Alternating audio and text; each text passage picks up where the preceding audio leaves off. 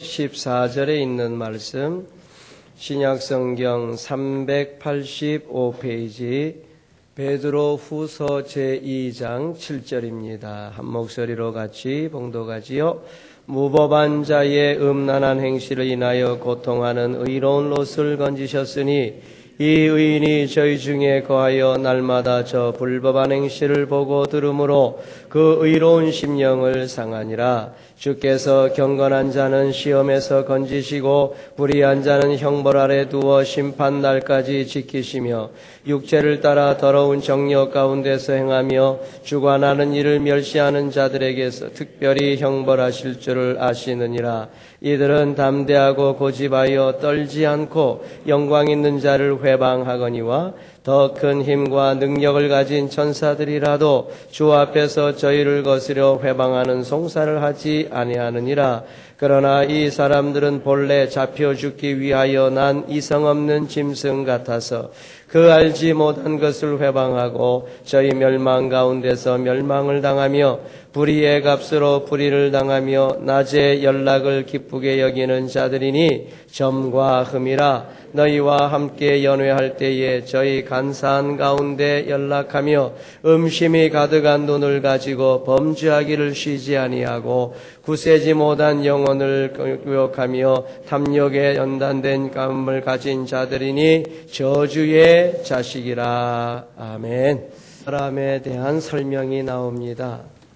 5절에 보면 경건치 아니한 자, 6절에 보면은 경건치 아니할 자, 그리고 9절에 보면은 경건한 자, 또 7절에 무법한 자, 8절에 보면은 의인, 또 9절에 보면은 불의한 자, 또 10절에 보면은 육체를 따라 더러운 정욕 가운데 생하며 주관하는 일을 멸시하는 자, 또 10절에 담대하고 고집하여 떨지 않고 영광 있는 자를 회방하는 자, 기타 여러 사람들의 모습이 나오고 있습니다.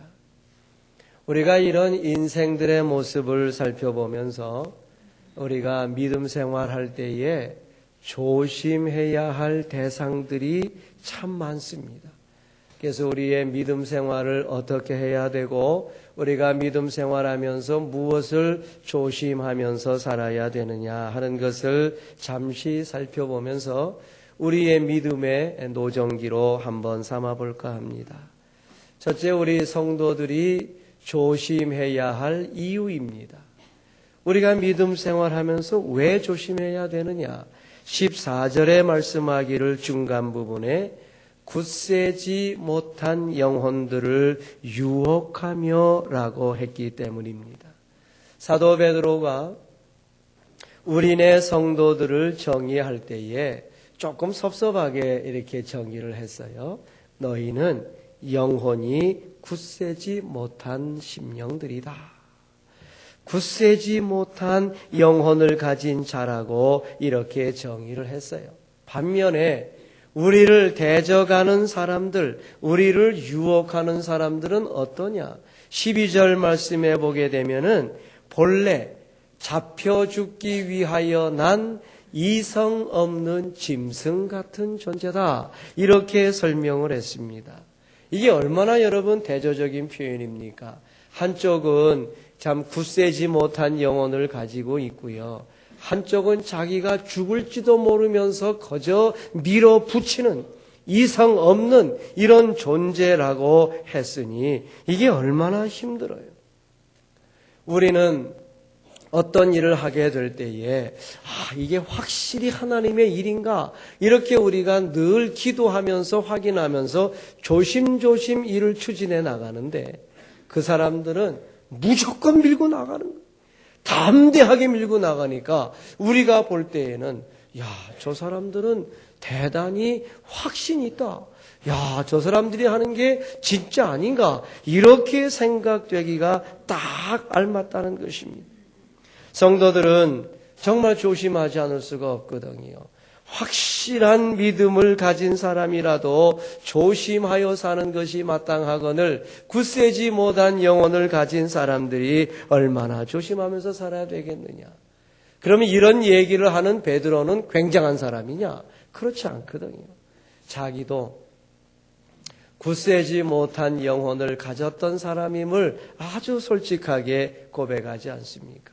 내가 옛날에 굳세지 못한 영혼을 가졌을 때에는 예수를 모른다고 맹세하고 저주하면서까지 부인했던 사람 아니었느냐? 내가 그런 것을 생각해 볼 때에 너희들 굳세지 못한 영혼을 가진 그런 심령들이니 조심하면서 살아라, 이렇게 말씀합니다.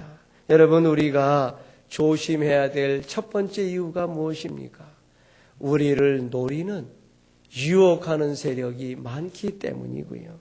그 세력에 비해서 우리가 너무나 연약하다는 사실이 두 번째 이유예요. 강력한 세력이 우리 주변에 너무나 많고요. 또 우리가 너무나 연약하기 때문에 우리가 힘들어도 견디면서 살아가야 되고요.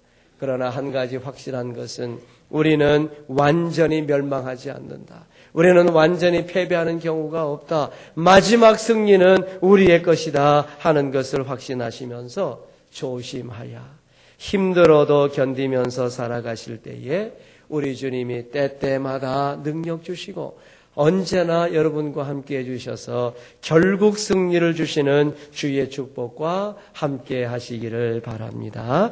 자, 우리가 조심해야 될 대상이 참 많아요. 오늘 본문에 보면 4가지 대상이 나오는데요. 첫째는요, 우리가 세상을 향하여 나갈 때에 만날 수 있는 무법한 사람들입니다. 오늘 본문 7절에 보면은 무법한 자의 음란한 행실을 인하여 고통하는 의로운 롯을 건지셨다 그랬는데, 여러분, 무법하여 음란한 경우는 우리가 만나야 될 세상 사람들의 모습이라는 거죠. 무법이라고 하는 것은 사회적인 범죄예요. 음란이라고 하는 것은 개인적인 범죄를 총망라하고 있는데, 여러분, 무법하다라고 하는 표현은 법도 양식도 아랑곳 없이 그저 극악무도한 자란 뜻이 아니겠습니까? 소돔성의 사람들은 이런 무법한 가운데 난폭하고 이런 무법한 가운데 음란한 행실을 하고 있었었는데, 그 적나라한 예를 창세기 19장이 보여주지 않습니까? 어느 날 여러분, 그 성을 멸하기 위하여 천사 둘이 찾아왔습니다. 천사들은 남자의 모습을 하고 있었는데, 아마도 성경에는 그렇게 얘기하고 있지 않지만은 아마도 멋있게 잘생겼을 것 같아요. 이 사람이 롯의 집으로 쏙 들어간단 말입니다. 소문이 쫙 퍼졌습니다. 괜찮게 생긴 잘생긴 남자가 롯의 집에 들어갔다. 이래 창세기 19장 4절에 보면요, 물은 노소하고 롯의 집에 몰려들었습니다. 이게 무슨 뜻입니까? 죄를 범하는 데에는 어린아이고 늙은이고 관계가 없다는 거예요. 범죄함에 있어서는 이 나이를 초월하고 있다는 것을 증명해 주는 것이거든요. 그리고 나서 저들이 뭐라고 외칩니까? 창세기 19장 5절에서 우리가 상관하리라 그랬습니다. 여러분이 상관한다고 하는 말은 성적인 관계를 맺겠다는 이야기입니다. 이것은 무엇입니까? 남자가 남자로 더불어 이렇게 음란한 일을 하겠다고 하는 저들의 절규라고 했을 때에 성경은 뭐라고 얘기하고 있습니까? 로마서 1장 26절에 순리대로 쓸 것을 바꾸어 영리로 쓴다고 말씀을 했습니다. 성경은 이것을 아주 고차원적으로 얘기했죠. 순리로 쓴다는 말이 뭡니까? 남자는 여자와 결혼해야 되고 또 여자는 남자와 결혼해야 되는데 이게 웬일이냐? 남자가 남자를 사용하고 여자가 여자를 사용해서 순리로 쓸 것을 영리로 쓴다고 성경이 고발하고 있지 않습니까? 이러니까 롯이 당신들 좋은 대로 하시오라고 했겠습니까? 이런 일을 제발 하지 마시오라고 얘기했더니 뭐라고 얘기합니까? 창세기 19장 9절에서 이놈이 들어와서 우리 가운데 우고하면서 우리의 재판관이 되려고 한다. 우리의 법관이 되려고 한다. 이것을 오늘날로 말로 하면 욕이죠. 이놈의 녀석이 우리를 가르치려고 해, 건방지게. 이런 뜻이 아니겠습니까?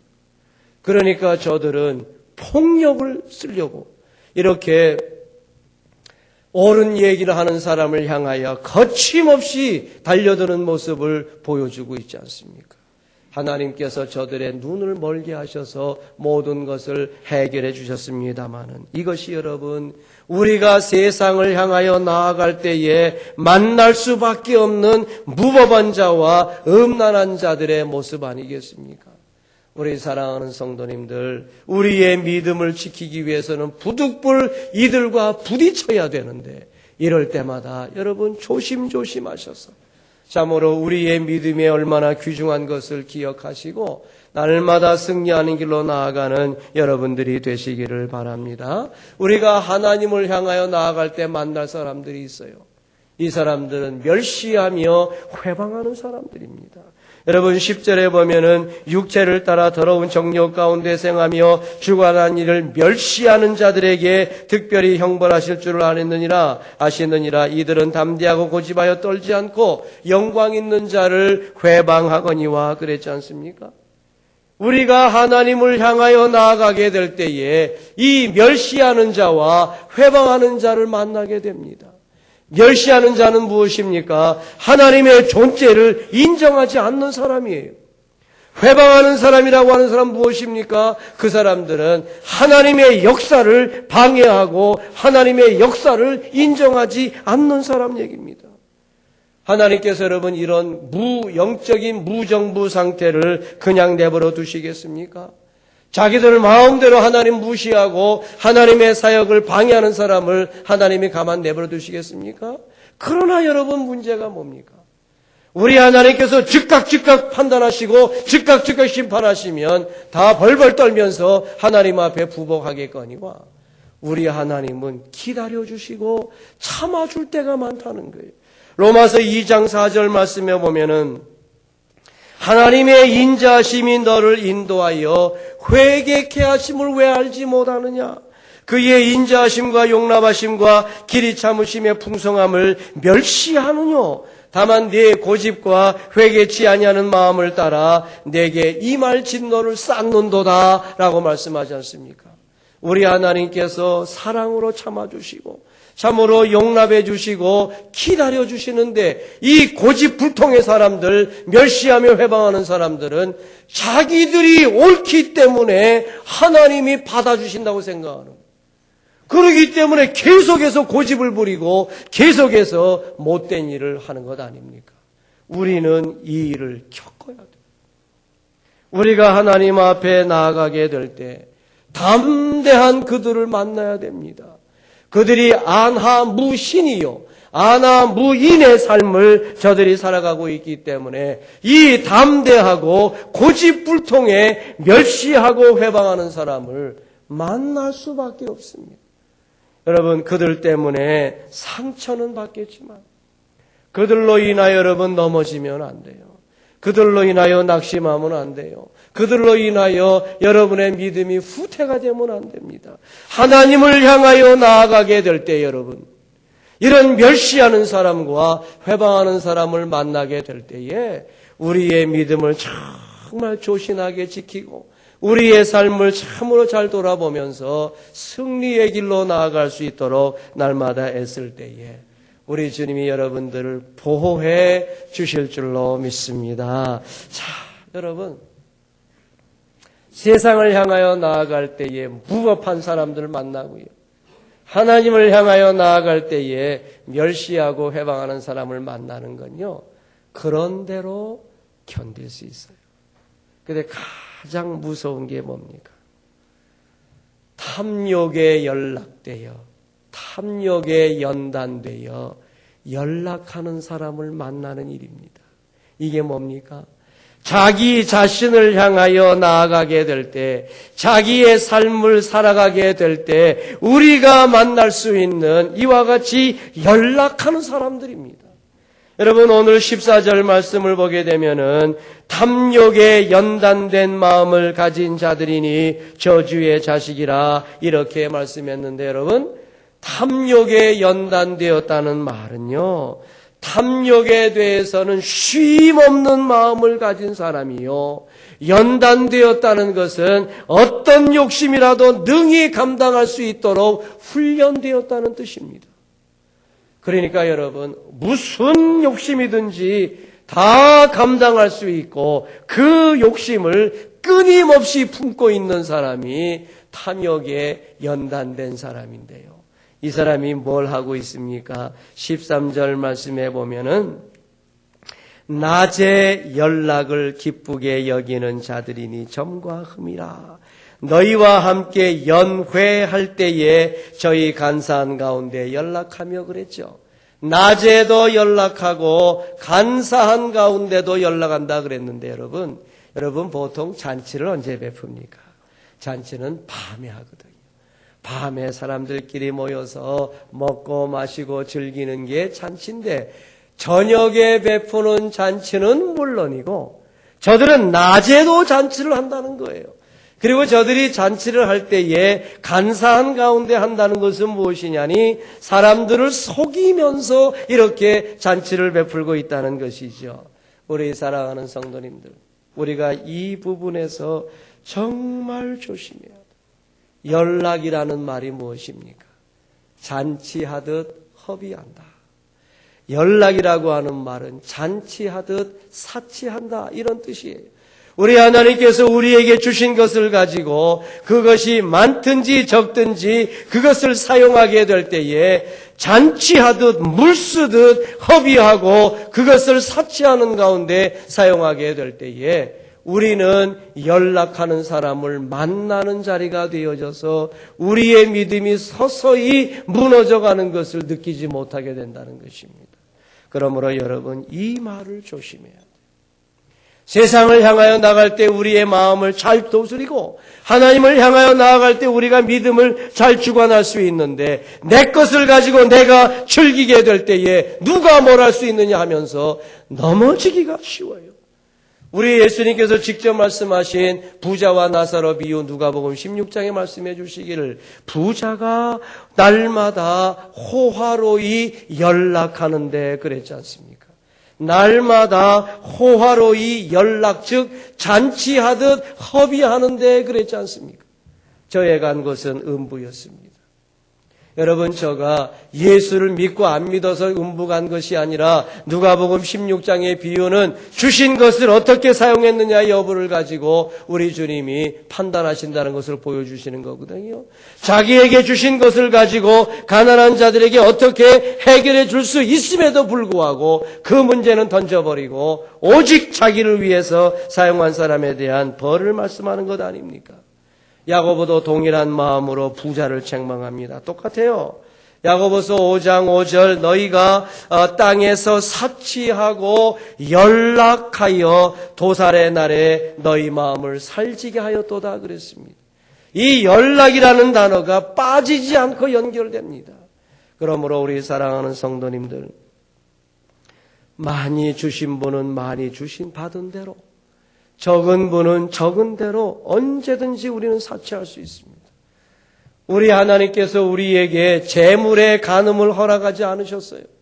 여러분, 제7계명 간음하지 말라고 하는 말을 남자가 여자와 여자와 남자로 더불어 간음하는 것만 생각하시면 안 돼요. 재물의 간음도 생각하셔야 돼요. 여러분들이 그러므로 잔치하듯 연락하면 곧바로 신앙이 넘어집니다. 그러므로 자신을 향하여 나아갈 때에 탐욕에 연단되어 연락하는 자리에 들어가지 아니하도록 우리의 믿음을 잘 관리하고 날마다 승리하며 주님 기뻐하시는 자리에 나아가셔서 정말 우리 주님 넘치게 주시는 것을 받아 누리는 성도들이 되시기를 바랍니다. 한 가지 더 있어요. 이제 여러분, 다른 사람을 볼 때에 음심이 가득한 눈으로 범죄하는 사람들이 있다는 것입니다. 14절 말씀을 보면요, 음심이 가득한 눈을 가지고 범죄하기를 쉬지 아니하고 했는데, 이사야 3장 16절 말씀에 우리 주님이 예루살렘 도성의 음란한 모습을 아주 재미있게 표현한 것이 있습니다. 제가 읽어보면요, 시온의 딸들이 교만하여 느린 목 정을 통하는 눈으로 다니며 악의죽거리어 행하며 발로는 쟁쟁한 소리를 낸다. 참 유감입니다. 제가 정말 여기가 이 설교하는 강단만 아니면 이 모습을 한번 흉내를 내줘서 어떻게 되는 것인가를 보여주고 싶은데 차마 보여드릴 수가 없습니다. 혹시 여성도님들 한번 집에 가셔서 요 한번 흉내 한번 내보십시오. 제가 설명을 쫙 해드릴 테니까요. 느린 목이라고 하는 것은요, 어디 좋은 남자 없나 해갖고 목을 길게 빼가지고 건너, 벌써 목이 이렇게 늘어나는 분들이 계시네요. 이렇게 목을 싹 늘리면서요. 정을 통하는 눈이라고 하는 것은요, 눈을 개슴츠레하게 떠가지고 바라보면서 이제 참 어디 괜찮은 남자나 여자 없나. 요래 얼마나 재미난 표현입니까? 그리고요, 여러분, 악의죽거려 행한다는 말이 더 재미나는데요. 요 팔을요, 발과 박자를 맞출 때 발보다 조금 많이 움직이는 거예요. 다리가 한 번, 두 번 움직일 때 팔은 약간 세 번이나 네 번 움직이니까 여기 아주 여러분 머릿속에 그려봐. 재미난 모습입니다. 거기다 여러분 다리는요, 약간 벌린 상태로 걷는 것을 이걸 좀 보여줘야 되는데 여러분 집에 가서 한번 여러분 한번 머릿속에 딱 그려보면요, 얼마나 음란하고 아주 남을 좀 죄송한 말로 꼬드기는 모습인지 모릅니다.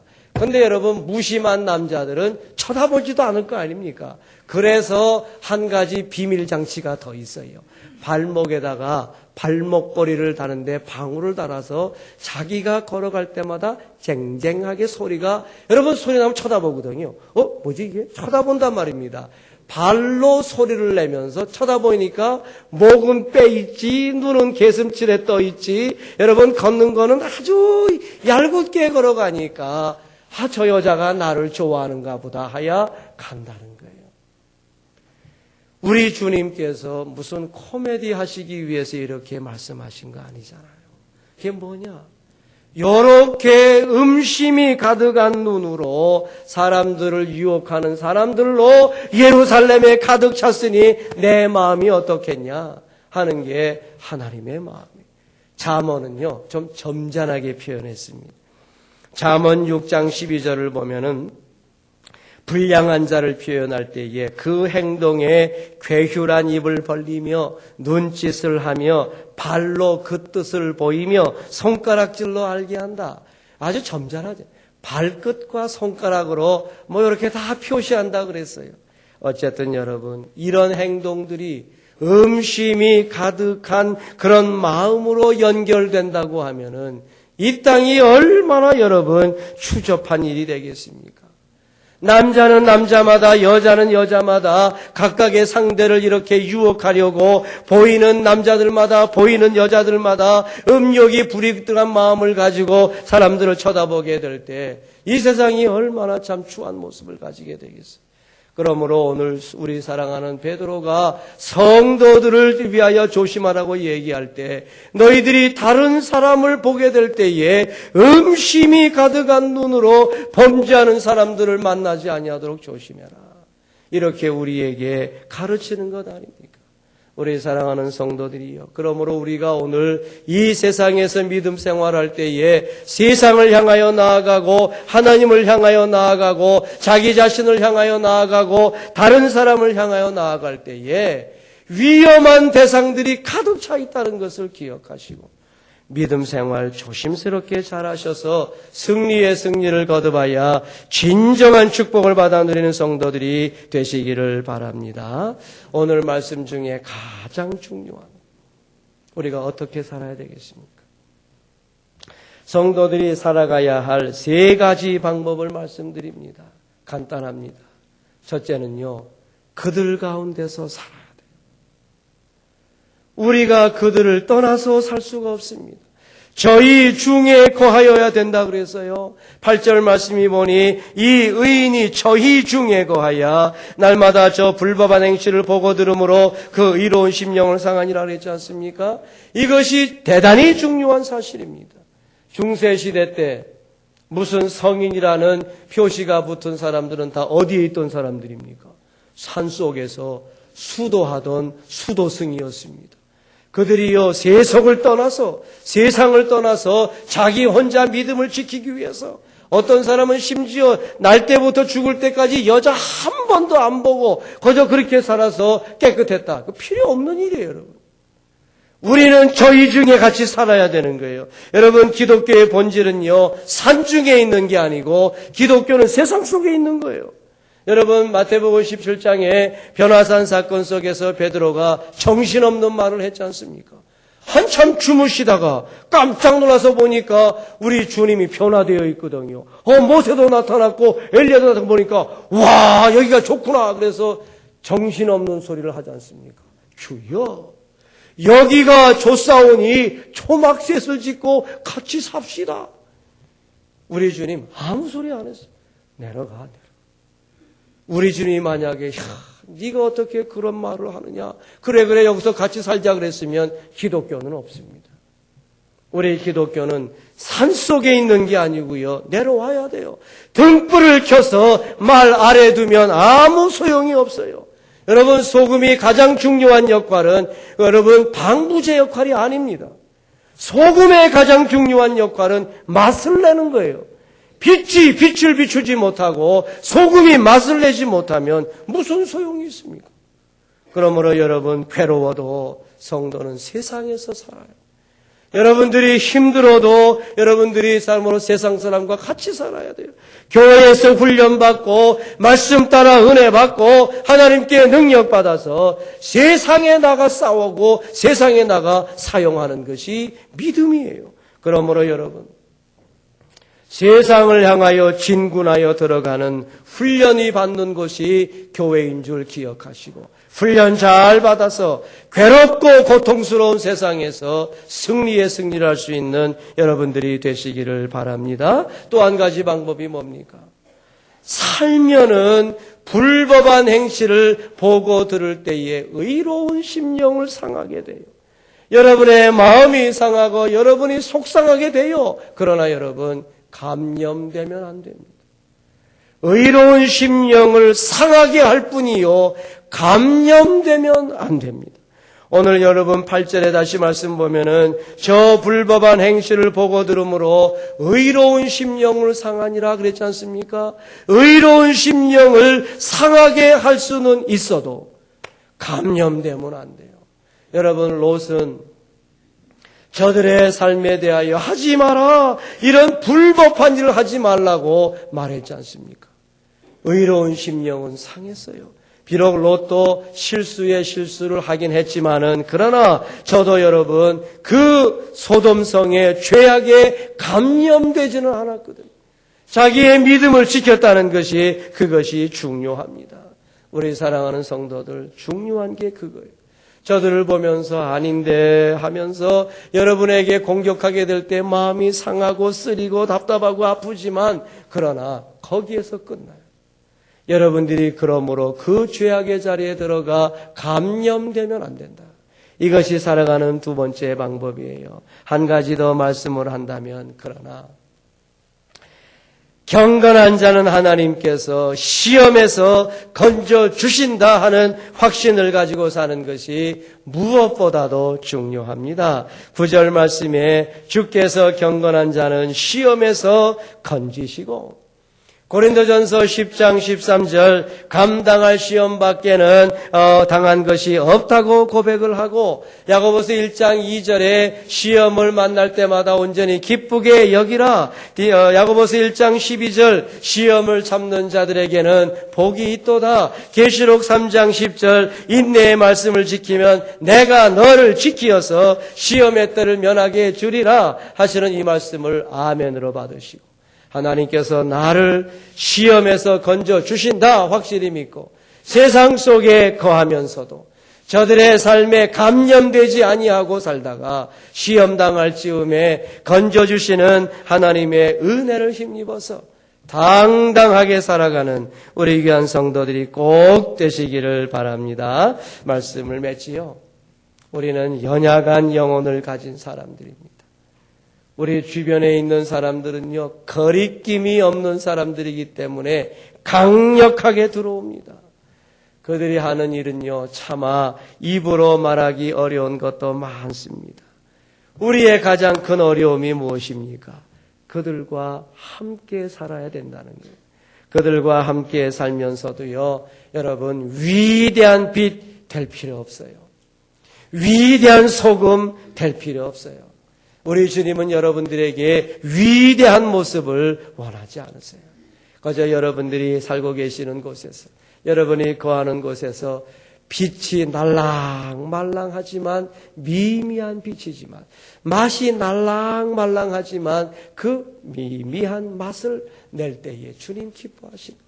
여러분, 그렇게 살아가시지만은 미미하지만 부족하지만 연약하지만 자기의 자리에서 빛을 비추고 자기의 자리에서 맛을 내면 우리 하나님께서 우리를 위대하게 여겨 주실 줄로 믿습니다. 승리하면서 영광 돌리면서 아름답게 살아가는 성도들 꼭 되시기를 바랍니다. 기도하겠습니다.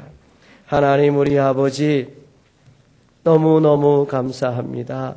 우리가 연약한 참 심령인 존재들이지만은, 우리 주변의 세력들이 강력한 존재들이지만은 그래도 승리할 수 있도록 도와주심을 감사합니다. 주 하나님, 우리 아버지, 우리가 세상을 향하여 나아가고 하나님을 향하여 나아가고 그리고 자신을 향하여 나아가고 다른 사람을 향하여 나아갈 때에 참으로 너무나 강력한 세력들을 만나게 되지만은 잘 감당하여 승리하게 하시고 그때마다 주님 능력 주시고 도와주셔서 감당케 도와주실 줄로 믿습니다. 우리가 저희들 가운데 거할 때에 마음은 상하나 감염되지 않도록 지켜주시고 시험 당할 즈음에 피할 길을 주심으로 날마다 승리하는 길로 나아가도록 우리를 도와주시고 우리를 축복해 주옵소서. 우리 구주 예수 그리스도의 이름으로 기도 올리옵나이다. 아멘.